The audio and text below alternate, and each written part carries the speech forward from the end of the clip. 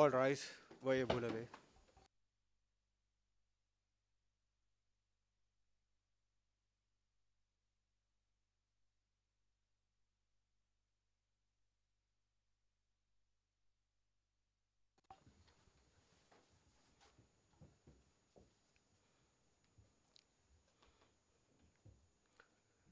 The mechanism for international criminal tribunals is now in session. Lord Jones to mechanism for le tribunal penal international at Oued. Please be seated. Le président, veuillez vous asseoir.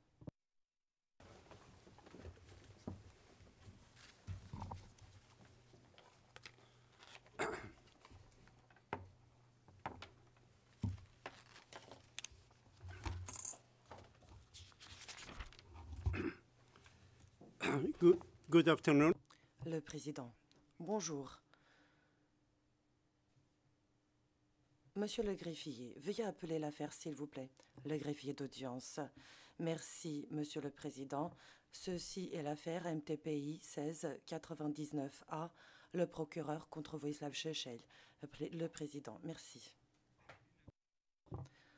En exécution de l'ordonnance portant calendrier délivrée le 26 février 2018 et en application de l'article 144 D du règlement, la Chambre d'appel rend aujourd'hui son arrêt dans l'affaire le procureur contre Vojislav Šešelj. Je tiens à signaler que Vojislav Šešelj, qui a décidé d'assurer lui-même sa défense, n'est pas présent. L'ordonnance portant calendrier et l'informant de la date de l'audience lui a été signifiée et il a choisi de ne pas y assister. Par conséquent, la Chambre d'appel rend son arrêt en son absence, comme le prévoit l'article 145B du règlement. Je demande donc à l'accusation de se présenter. L'accusation, bonjour Monsieur le Président, Messieurs les juges. L'accusation est représentée par moi-même, Mathias Markussen, Barbara Goy, Anne-Gaëlle Denier, Joshua Rosenweig et notre commis à l'affaire aujourd'hui est Sandra Vuksha. Le Président, merci. Aujourd'hui, je vais résumer les points essentiels du présent arrêt et les conclusions les plus importantes rendues par la Chambre d'appel. Au terme de ce résumé, je donnerai lecture intégrale du dispositif de l'arrêt. Le résumé oral qui suit ne fait pas partie intégrante de l'arrêt. Seul fait autorité l'exposé des conclusions et motifs de la Chambre d'appel que l'on trouve dans le texte écrit de l'arrêt, dont les copies seront mises à disposition à l'issue de cette audience. Une version en BCS de l'arrêt sera également signifiée à Vojislav Šešelj lorsqu'elle sera disponible.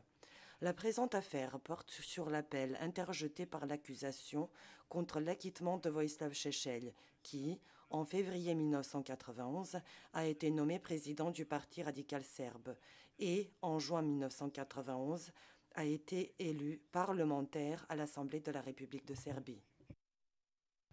L'accusation a mis en cause Vojislav Šešelj pour crime contre l'humanité et violation des lois ou coutumes de la guerre. Elle a allégué que Vojislav Šešelj avait planifié, ordonné, incité à commettre, commis ou de toute autre manière aidé et encouragé ces crimes. Elle a ajouté que Vojislav Šešelj avait pris part à ces crimes entre août 1991 et septembre 1993, en participant à une entreprise criminelle commune, qui, d'après l'acte d'accusation, avait pour but de forcer, par des crimes, la majorité des Croates, des musulmans de Bosnie et d'autres populations non serbes à quitter de façon définitive environ un tiers du territoire de la République de Croatie et de vastes portions du territoire de la République de Bosnie-Herzégovine afin d'intégrer ces régions dans un nouvel État dominé par les Serbes. Le 31 mars 2016, la Chambre de première instance 3 du Tribunal pénal international pour l'ex-Yougoslavie a rendu son jugement. Et là, à la majorité, le juge Latanzi étant en désaccord, a acquitté Vojislav Šešelj de tous les chefs d'accusation. L'accusation a interjeté appel devant le mécanisme et contesté l'acquittement de Vojislav Šešelj. Vojislav Šešelj a répondu à l'appel interjeté par l'accusation.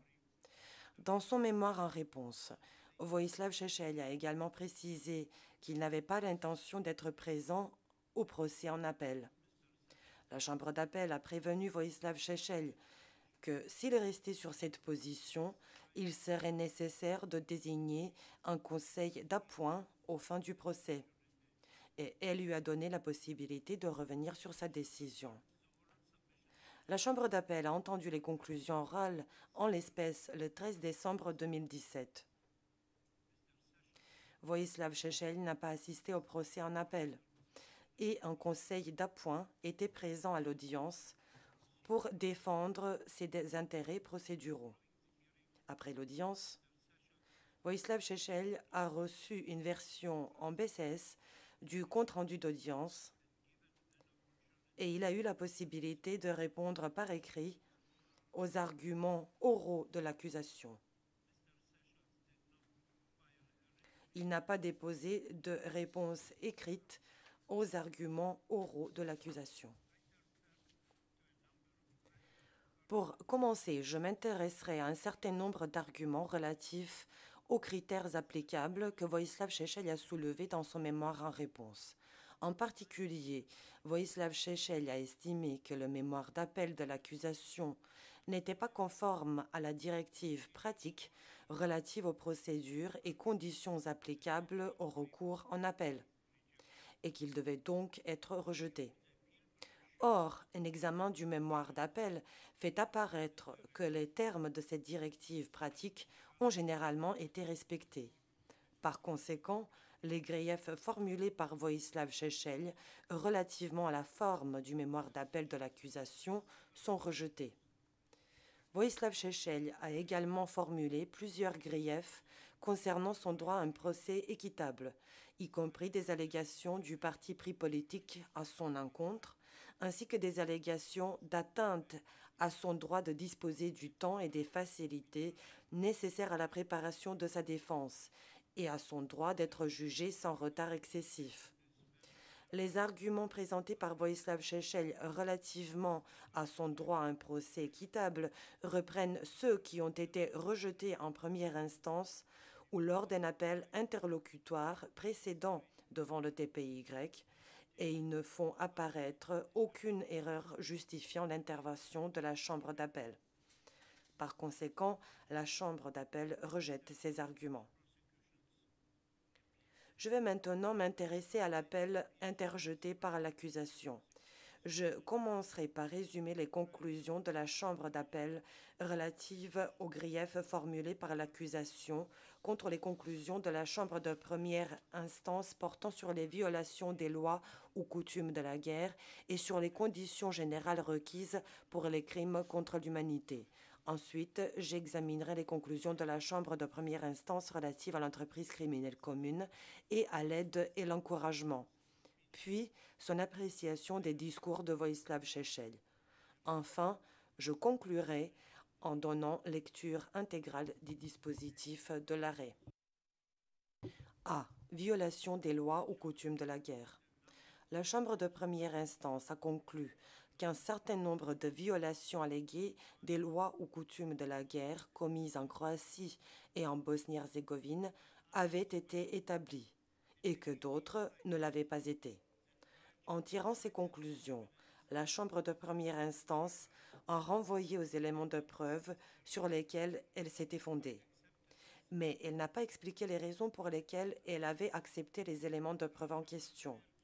L'accusation soutient que la Chambre de première instance n'a motivé aucune des conclusions qu'elle a tirées sur ce point et demande de fait à la Chambre d'appel d'en exposer les raisons. L'accusation ne demande toutefois pas à la Chambre d'appel de réformer les conclusions tirées en définitive par la Chambre de première instance sur l'existence de ces crimes et ne démontre donc aucune incidence sur la décision. En conséquence, la Chambre d'appel rejette la demande de l'accusation. B. Crime contre l'humanité. La Chambre de première instance a acquitté Vojislav Šešelj de crime contre l'humanité après avoir jugé que les preuves ne suffisaient pas pour conclure à l'existence d'une attaque généralisée ou systématique dirigée contre la population civile non serbe en Croatie, en Bosnie-Herzégovine et en Voïvodine en Serbie. En appel, l'accusation soutient que la Chambre de première instance a commis une erreur de droit ou de fait et demande à la Chambre d'appel d'infirmer la conclusion de la Chambre de première instance et de tirer des conclusions au sujet des crimes sous-jacents aux crimes contre l'humanité retenus dans l'acte d'accusation. The appeals chamber notes La Chambre d'appel fait observer que la Chambre de première instance a examiné un grand nombre d'éléments de preuve montrant que, entre novembre 1991 et octobre 1992, les forces serbes, composées notamment de groupes paramilitaires et de volontaires, avaient commis des meurtres, des actes de torture et des traitements cruels à l'encontre de civils non serbes et s'étaient livrés au pillage de biens privés en divers lieux dans les municipalités de Vukovar, Zvornik, Mostar et Nevesinje et dans la région de Sarajevo. Pour ce qui est de ces faits, la Chambre de première instance a renvoyé soit au grand nombre de victimes civiles, soit à un nombre spécifique de victimes allant de 6 au moins à 130. En outre, la Chambre de première instance a dressé constat judiciaire de faits jugés qui décrivaient des cas répandus de déplacement, de détention, de meurtre, de torture et de traitements cruels dont des civils non serbes ont été victimes aux mains des forces serbes dans la région de Vukovar et sur le territoire de Bosnie-Herzégovine. Compte tenu du dossier de l'espèce, la Chambre d'appel ne peut que conclure que la Chambre de première instance soit n'a pas tenu compte d'une partie considérable d'éléments de preuve extrêmement pertinents, ni de ses propres conclusions, soit a commis une erreur de fait en concluant que l'accusation n'avait pas établi l'existence d'une attaque généralisée ou systématique dirigée contre la population civile non serbe en Croatie et en Bosnie-Herzégovine. La Chambre d'appel considère qu'aucun juge de fait n'aurait pu raisonnablement conclure qu'il n'existait pas d'attaque généralisée ou systématique dirigée contre la population civile non serbe en Croatie et en Bosnie-Herzégovine. Pour ce qui est de la Voïvodine en Serbie, la Chambre de première instance a conclu que la condition préalable à l'exercice de la compétence pour les crimes contre l'humanité n'était pas remplie. En particulier, la Chambre de première instance a fait observer que la Voïvodine n'était pas le théâtre d'un conflit armé et qu'il n'y avait pas de lien entre les événements qui s'étaient déroulés dans cette région et le conflit en Croatie et en Bosnie-Herzégovine. Elle a conclu, en outre, que les crimes commis à Hrtkovci, même s'ils étaient avérés, ne constituaient pas en soi une attaque généralisée ou systématique dirigée contre une population civile. La Chambre d'appel conclut que la Chambre de première instance a commis une erreur dans ses conclusions. Conformément à la jurisprudence établie, y compris celle établie en appel dans la présente espèce, la conclusion même de la Chambre de première instance, selon laquelle un conflit armé se déroulait en Croatie et en Bosnie-Herzégovine, établit que les crimes commis à Hrtkovci présentaient un lien avec le conflit. De plus, L'acte d'accusation fait état d'une seule attaque dirigée contre la population civile en Croatie, en Bosnie-Herzégovine et en Voïvodine. En conséquence, il importe peu qu'une attaque généralisée ou systématique se soit déroulée précisément en Voïvodine. C. Entreprise criminelle commune et aide et encouragement. Consideration. J'en viens à présent à l'examen fait par la Chambre de première instance de l'entreprise criminelle commune et de l'aide et l'encouragement. La Chambre de première instance a conclu que l'accusation n'avait pas établi l'existence d'une entreprise criminelle commune. En appel, l'accusation soutient que la Chambre de première instance a commis une erreur, notamment en n'examinant pas les éléments de preuve relatifs au scénario des crimes commis par les forces serbes qui apportaient leur coopération sous le contrôle de membres allégués de l'entreprise criminelle commune. La Chambre d'appel fait observer que les éléments de preuve cités par l'accusation en appel indiquent clairement que de nombreux civils non serbes à Vukovar, Zvornik, Nevesinje et dans la région de Sarajevo ont été déplacés des forces par les forces serbes et que ces agissements et d'autres actes de violence étaient également constitutifs de persécution. La Chambre d'appel est d'avis qu'à première vue, il existait un scénario manifeste des crimes commis par les forces serbes qui apportaient leur coopération et qui aurait pu amener un juge du fait à déduire raisonnablement que les crimes ont été commis dans le cadre de la réalisation d'un objectif criminel commun visant à chasser à jamais une majorité des populations croates, musulmanes de Bosnie et non serbes. The appeal chamber recalls, however, La Chambre d'appel rappelle toutefois qu'une chambre de première instance ne peut déduire l'existence d'un fait qui fonde la culpabilité de l'accusé sur la base d'éléments de preuve indirects que si cette déduction est la seule qui puisse être raisonnablement faite au vu des éléments de preuve. Si l'on peut également faire raisonnablement une autre déduction au vu des éléments de preuve et que celle-ci ne cadre pas avec l'existence du fait en question, il ne peut être conclu à la culpabilité de l'accusé au-delà de tout doute raisonnable. En l'espèce, la Chambre de première instance a tenu compte de divers facteurs et éléments de preuve, dont ceux portant sur les points de désaccord entre Vojislav Šešelj et les membres allégués de l'entreprise criminelle commune, et avait des doutes concernant l'objectif de Vojislav Šešelj dans le cadre du recrutement et du déploiement de volontaires.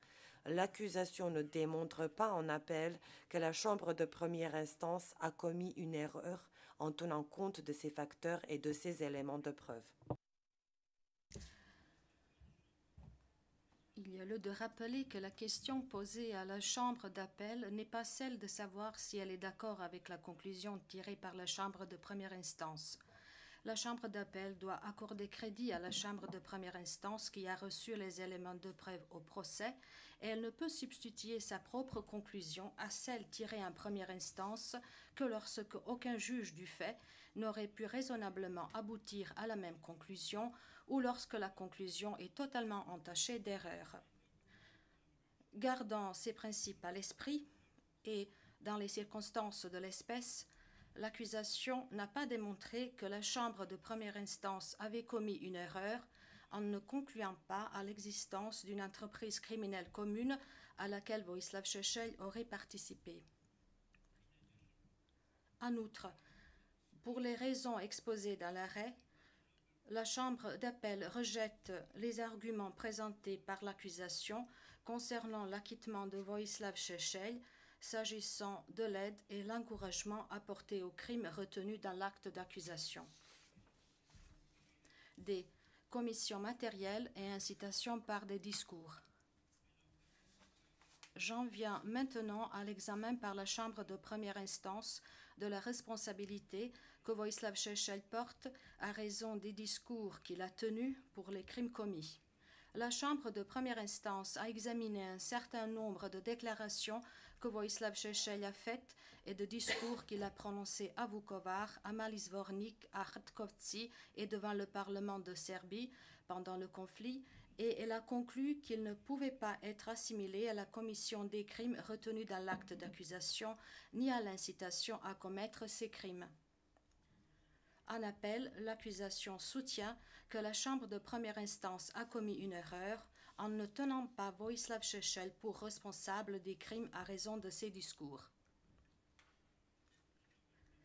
La Chambre d'appel observe que, pour ce qui est des discours que Vojislav Šešelj a prononcés sur la route de Vukovar et à Vukovar en novembre 1991, la Chambre de première instance n'a pas été convaincue que les éléments de preuve établissaient au-delà de tout doute raisonnable la teneur des propos qu'il a alors tenus. La Chambre d'appel considère que l'accusation n'a pas démontré en appel que la conclusion de la Chambre de première instance sur ce point était déraisonnable. La Chambre d'appel se penche à présent sur les arguments de l'accusation au sujet des autres déclarations de Vojislav Šešelj et des discours qu'il a prononcés à Mali Zvornik et devant le Parlement de Serbie. Pour ce qui est des menaces répétées qu'il a proférées quant aux rivières de sang, entre guillemets, qui ne manqueraient pas de suivre une déclaration d'indépendance de la Bosnie, la Chambre d'appel considère qu'elles sont incontestablement de nature à engendrer la peur et à enhardir des personnes à commettre des crimes contre la population civile non serbe. Les déclarations dans lesquelles Vojislav Šešelj utilise des qualificatifs injurieux, son appel à défendre la Republika Srpska contre, je cite, les Ustashi et les hordes panislamistes, fin de citation, et son appel lancé aux sympathisants du Parti radical serbe à, je cite, nettoyer la rive gauche de la Drina, fin de citation, ont clairement un caractère incendiaire. En outre, pour ce qui est des discours que Vojislav Šešelj a tenus à Mali Zvornik en mars 1992, l'interprète se reprend, la Chambre d'appel considère que la Chambre de première instance a commis une erreur en concluant qu'il n'appelait pas au nettoyage ethnique, mais, je cite, participer plutôt à l'effort de guerre, fin de citation. En effet, les termes incendiaires dont a usé Vojislav Šešelj dans son discours et ses déclarations ont pu pousser d'autres personnes à commettre des crimes contre des civils non serbes. Cependant, la Chambre d'appel garde à l'esprit le laps de temps significatif qui s'est écoulé entre certaines des déclarations de Vojislav Šešelj et la commission des crimes, de même que la nature très indirecte des éléments de preuve relatifs à l'incidence précise que ces déclarations ont pu avoir sur le comportement des auteurs des crimes.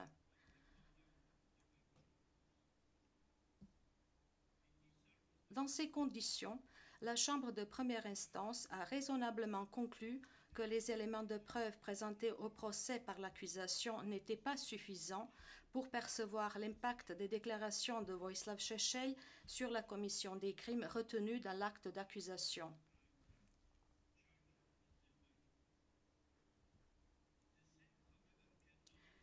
Mais il n'en va pas de même de la conclusion tirée par la Chambre de première instance au sujet du discours que Vojislav Šešelj a prononcé le 6 mai 1992 à Hrtkovci, en Voïvodine.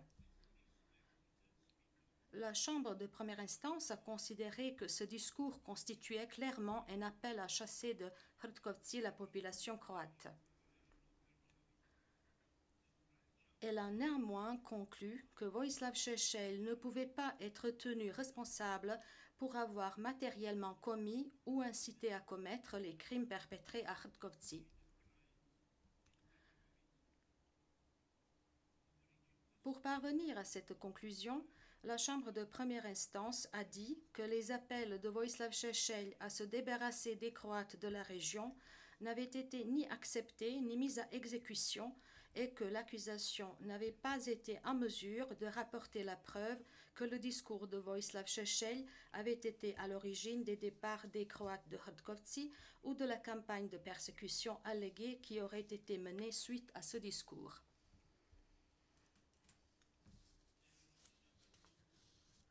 La Chambre d'appel fait observer que, d'après la transcription écrite des discours dits, je cite, Rassemblement pour la campagne du Parti radical serbe, fin de citation, qui s'est tenu le 6 mai 1992 à Hrtkovci, Vojislav Šešelj, s'adressant à ses, je cite, frères et sœurs serbes, fin de citation, a déclaré entre autres, chose qu'il n'y avait pas, je cite, pas de place pour les Croates à Hrtkovci, fin de citation, ajoutant, je cite, nous les conduirons à la frontière du territoire serbe d'où ils pourront continuer à pied s'ils ne sont pas partis d'eux-mêmes d'ici là. Fin de citation.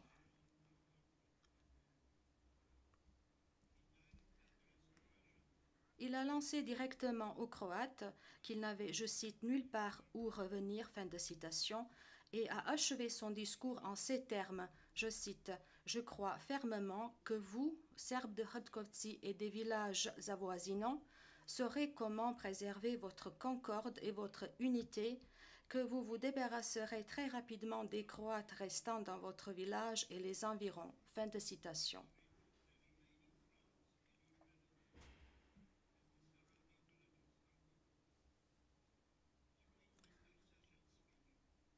Après le discours de Vojislav Šešelj, la foule a scandé des slogans tels que, je cite, les Croates en Croatie, fin de citation, ou, je cite, ici c'est la Serbie, fin de citation. La Chambre de première instance a également fait observer dans le jugement que Vojislav Šešelj exerçait une influence sur les membres de son parti, qu'il était un leader idéologique, que d'aucuns le considéraient même comme un dieu,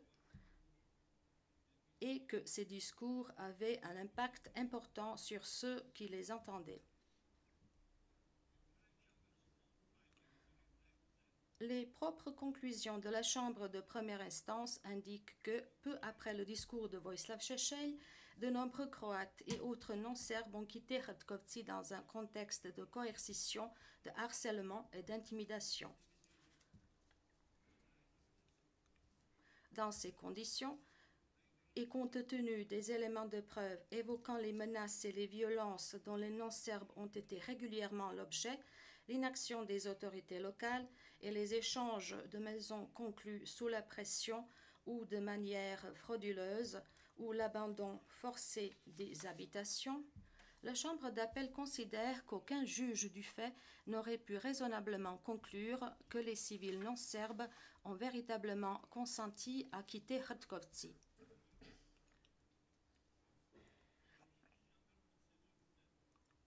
La Chambre d'appel considère que, eu égard à son influence sur la foule et au parallèle frappant qu'on peut établir entre ses propos incendiaires et les actes qui ont par la suite été perpétrés, entre autres par des membres de son auditoire, Vojislav Šešelj a contribué de manière importante au comportement des auteurs, ce en quoi il a incité à commettre les crimes que sont les persécutions, l'expulsion et les autres actes inhumains, transfert forcé entre parenthèses, des crimes contre l'humanité.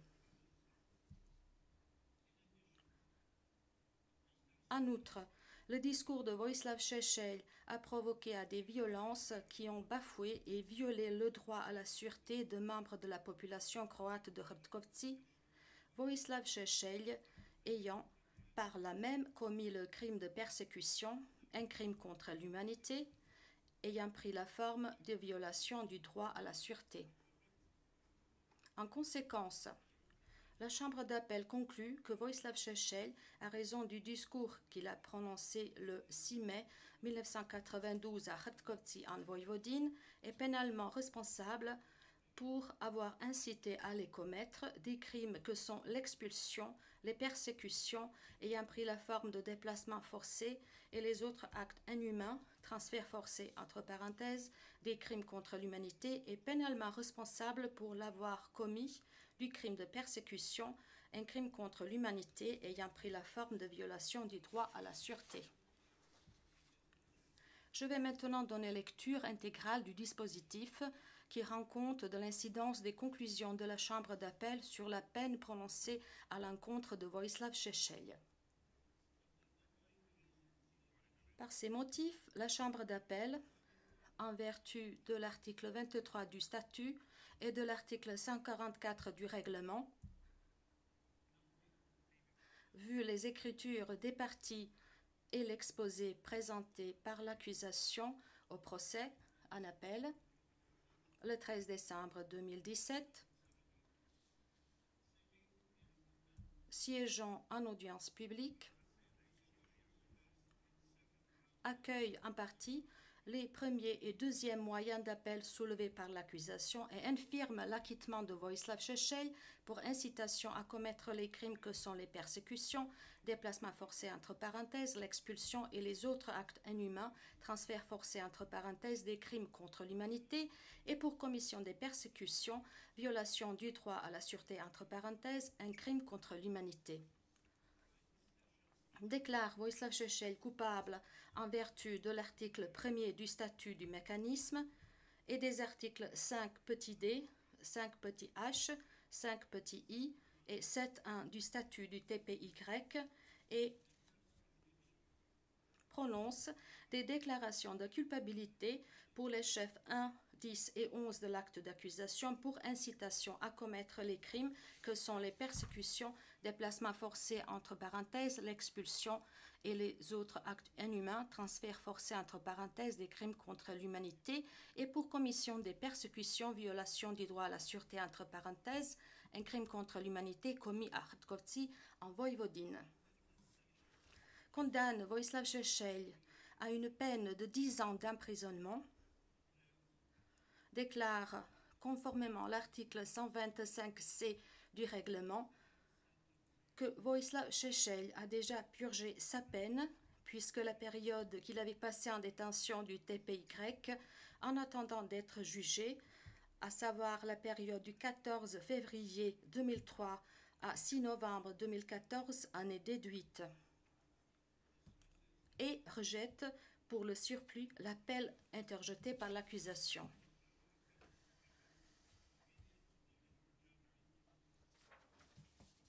Madame le greffier, veuillez distribuer des exemplaires de l'arrêt aux parties.